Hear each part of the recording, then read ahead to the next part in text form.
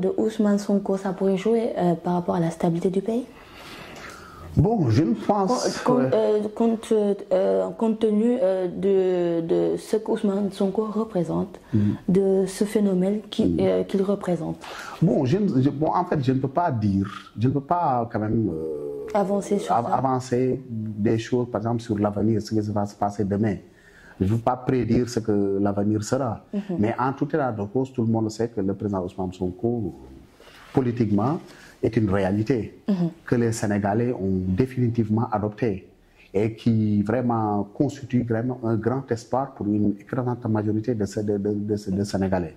Vouloir quand même l'écarter sur des questions vraiment purement politiques, bien sur des questions très légères aussi, il faut dire sur des arguments très légers, à mon avis, c'est quand même...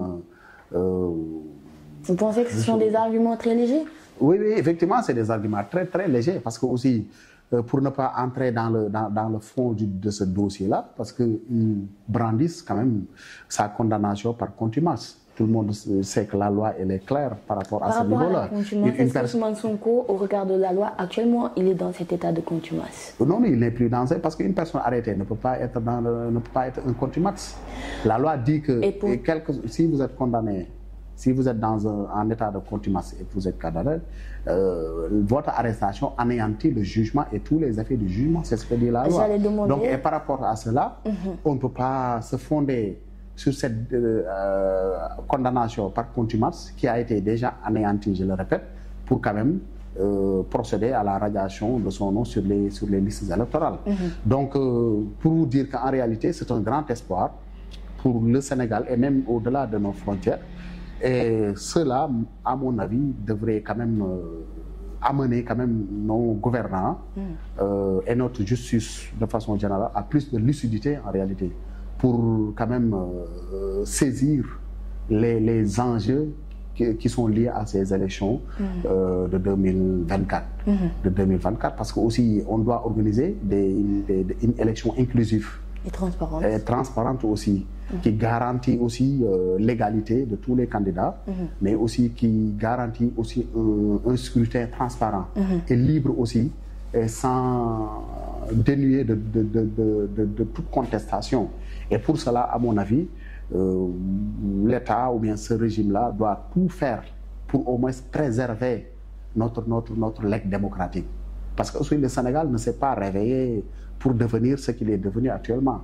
C'est des années de lutte, c'est des années de sacrifice. Des grands personnages ont marqué l'espace public sénégalais, l'espace politique du Sénégal. Ces personnes-là se sont sacrifiées pour nous transmettre quand même ce legs démocratique-là. Donc il nous appartient à nous aussi, effectivement c'est ça, du juge et d'autres personnes, Ahmad Dansokho et autres, Maître Abdoulaye Wade et tant d'autres, et des gens qui sont là, vivants, Maître professeur Abdoulaye Bathily, Landing Savané, et beaucoup de personnes, et tant d'autres, Ibrahima Sène aussi. Est-ce que vous comprenez, c'est Amadou Mahtar Mbow qui est toujours là. Ce sont des gens qui se sont battus pour nous léguer quand même une démocratie. Même si aucune démocratie n'est parfaite, mais quand même le Sénégal était cité parmi les démocraties dans la sous-région et en Afrique et même dans le monde.